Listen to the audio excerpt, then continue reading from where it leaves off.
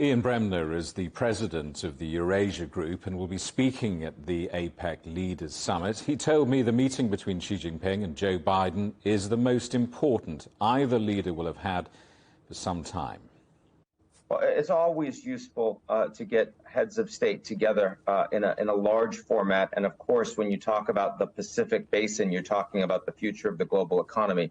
So that matters. But really what everyone is paying attention to here is less the APEC Summit itself and more the summit that's happening at the end between President Biden and President Xi against the backdrop of what has been very challenging relations, the two most powerful countries in the world. And you think face-to-face matters so much more than virtual diplomacy? It always does. The fact that we basically had over 2 years of the Chinese in particular locked down during zero COVID policy, nobody going out, nobody traveling in. So much of the relationships between the two countries were drying on the vine. Zoom does not cut it, especially in a relationship where you don't know each other very well and you don't trust each other that much. You have to be building those relationships in person. And fortunately, over the last few months, a lot of high-level engagement and a lot of working groups being set up that I think does reduce the risk in the relationship. What do you think we can expect from the meeting between President Biden and President Xi Jinping?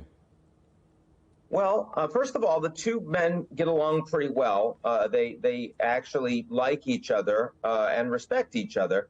And in the context of what you read in the headlines, that may seem surprising. Of course, they knew each other quite well when they were both vice president. When you meet with Biden personally and he talks about Xi, he does describe that in a way that is pretty warm. It's pretty like we know the measure of each other. We need to get along in person. And Biden also has this great man theory of politics that if you get two people together in a room, they can spend time, they can work things out.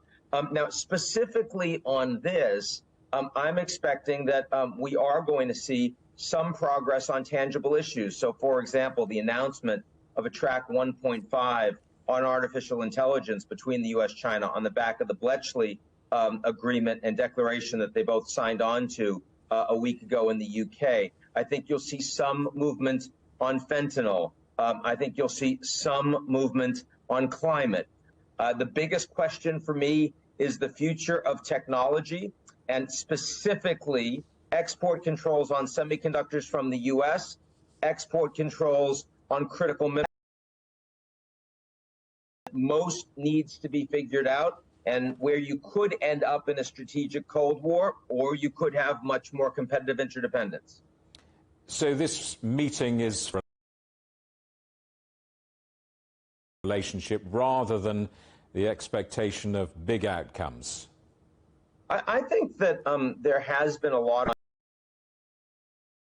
on at the Secretary of State, Secretary of Commerce, National Security Advisor level with their Chinese counterparts over the last few months. There's a lot of planning going on here.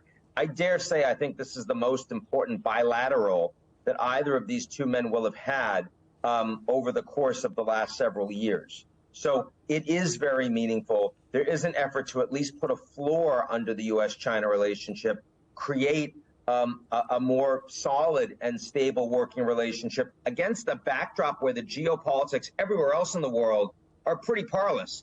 Whether we talk about the Russia-Ukraine war and Europe, or we talk about Israel, Gaza, and the Middle East, the U.S.-China relationship is the one big geopolitical piece that isn't